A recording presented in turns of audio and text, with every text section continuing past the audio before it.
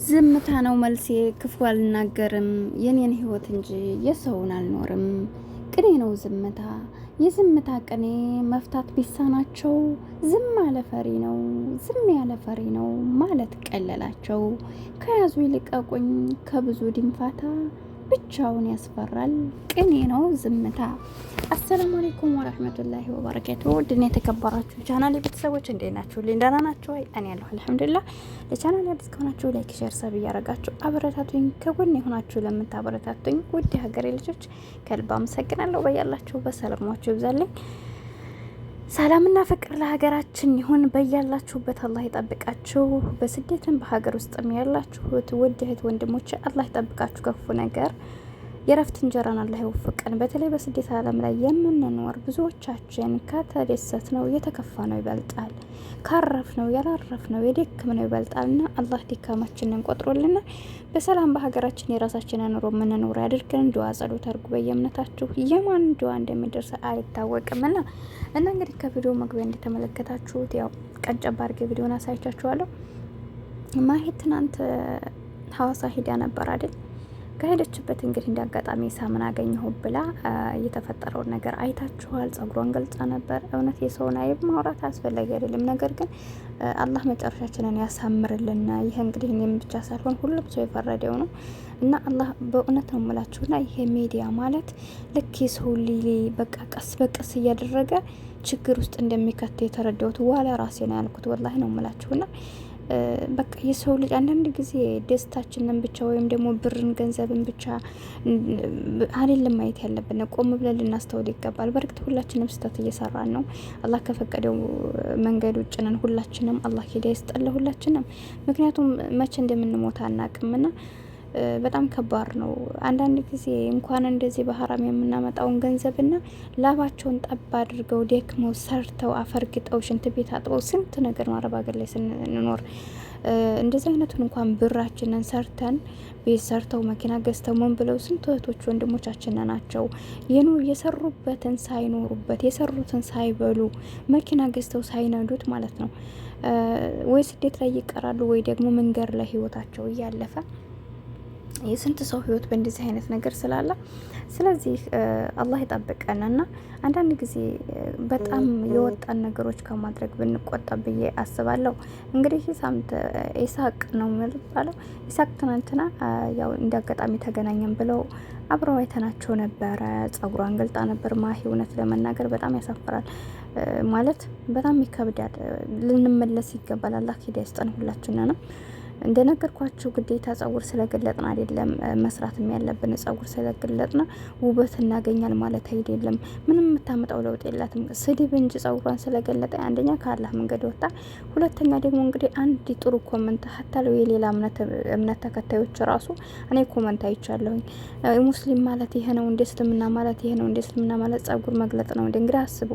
ያኔ ይሄ ማለት አንዳንድ ወጥ ሰዎች እስልምና ልንወክል አይገባም። ገብቷቸዋል። ስለዚህ እሷ እንደዛ ስላደረገ የእምነትን ማስነካት ነውና እምነትንም ሊነካ አይገባም፣ አንድ ሰው ባጠፋው ማለት ነውና ስለዚህ እኛ እምነታችን እንኳን እንደዛ ሚዲያ ላይ ወጡ ራሱ አልተባልንም። ግን አላህ ሂዳያ ይስጠን ሁላችንንም። ቢሆንም ግን ደግሞ በቃ አሁን ላይ ይሄን እየሰራን እንኖራለን ካልን እንኳ ስራታችንን ይዘን ብንሰራ ጥሩ ነው። እንደነገርኳችሁ ዛሬ እንሞት ነገ እንሞት አናቀውም። ይህ በማንም በሐራም ይሁን በሐላል ያመጣውንም ገንዘብ ላንበለው እንችላለን። ይኸው ሳይበሉትም እየሞቱ እያየናቸው ነው። ግን ሁላችንም ብንሆን ታጥቦ ጭቃና እንመልሰን እዛው ነን። ቢሆንም ግን እና ማሂ አሁን እንደዛ ጸጉሯን ገልጣ በድጋሚም እንግዲህ አይታችኋል ከኢሳቅ ጋር ተቀመጭ ብሎ ሲያስቀምጣት የለበሰችው ልብስ ከላይ ያለው ስስ ነው ያስታውቃል። ወደ ታይንተን ብላው እዛ ላይ በቃ ውጥርጥር ያለ ነው። በዛ ላይ ጸጉሯ ራሱ ይታያል በዚህና በዚህ እና በጣም ነው እንትን የሚለው። ሲቀጥል ደግሞ እንግዲህ ሂሳብ ማለት ከሁሉም ሰው የሚሰራ ነው። በዛ ላይ እንግዲህ እሷን እጅ ይዞ መሳም ምናምን ምንድን ነው አሁን የሚያስተምሩን? ወላሂ በጣም ነው። እኔ እንጃ። አላህ መጨረሻዬን ያሳምርልኝ። የሰው ላይ መጀመሪያው ሳይሆን መጨረሻው ሲያምር ነውና አላህ ሂዳያ ይስጠን ሁላችንም ወንጀል ውስጥ ነን። ነገር ግን በጣም የወጣ ነገር እንደነገርኳችሁ ዛሬ ላይ ጸጉሯን ከገለጠኝ ነገ ደግሞ ምን እንደሚመጣ አታውቁም። እና ማሂ ከመጀመሪያው ራሱ ደህና ነበረ። ራሱ የምንለብሰው ቲሸርት ረዝም እጁ ጋር ያለ ነበረ። ጸጉሯን በስርዓት ታስር ነበረ። በኋላ አንገቷን እየገለጠች መጣች። እንደገና ልብስ ራሱ እጅጌው አጭር መልበስ ጀመረኝ። ከዛ ጸጉሯን እንትን ማለት በትንሿን ቢሆን ብቅ ማድረግ ጀመረኝ። ዛሬ ላይ እንግዲህ አይታችኋል። ሱብሃንአላህ አላህ ይጠብቀን። እውነት ነው የምነግራችሁ። እኔ ዋለ ራሴ ነው ያልኩትና አጠቃላይ ጸጉሯን ገልጣ እያችኋት። አሁን ላይ ግዴታ ነው እንዴ? ይሄ ግዴታ ነው እንዴ? ጸጉር መግለጥስ ምንድን ነው ለሷ ትርጉሙ? ማለት እስከ ዛሬ እየሰራ አይደል እንዴ? አሁን ላይ ጸጉር ገልጣ። በርግጥ ሰው በመሳደብ እይታ ሊኖር ይችላል። ለምን የኛ ህዝብ በነገራችን ላይ ጥሩ ነገር ስንሰራ የሚከተል የለም፣ ግን ጥሩ ነገር ስንሰራ የሚከተለን የለም ብለና ካላህ መንገድ ወተን በበለጠ ደግሞ ጸጉራችንን ገልጠና እንደዚህ ደረጃ በዚህ የመጣው ብር አፈር ይበላ። እውነት ነው የምነግራችሁና እንደነገርኳችሁ በጉልበታችን አላህ ጤና ሰጥቶን ሰርታችሁ ብሉ ብሎን እየሰራን ያንን የሰራንበትን ሳይበላው ስንቱ በሽተኛ እየሆነ በየመንገዱ እየቀረ ግን ደግሞ በዚህ መልኩ ያመጣ ነው ገንዘብ ምናልባት እኛ ላንበላው እንችላለን። እንደዚህ የምናደርገውን ነገር ወላሂ ወይ በሽተኛ እንሆናል። ሚዲያ የወጣ ሰው በብዛት ታውቃላችሁ፣ ብዙ ሰው በሽተኛ እየሆነ ነው። ኢክራምን አይታችኋል አይደል?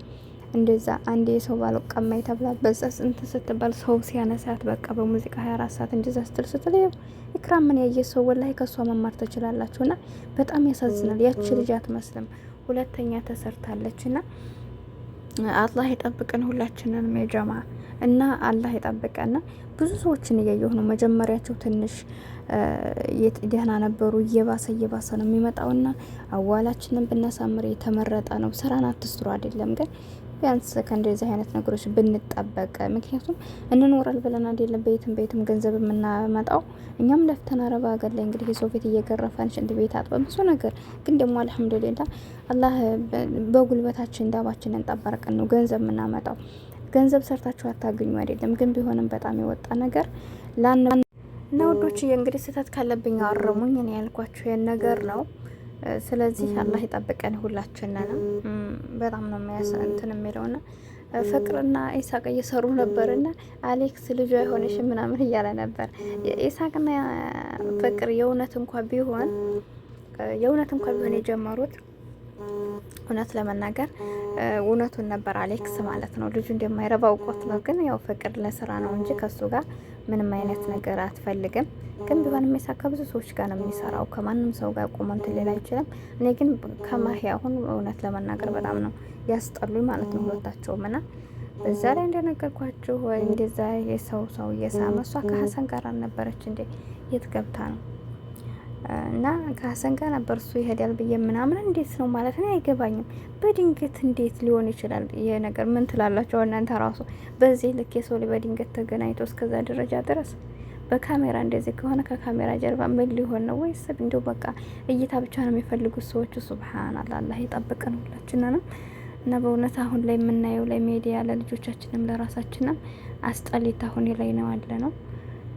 ምን እየጣልን እንደው አሻራ አላቅም ለራሳችንም ለልጆቻችንም።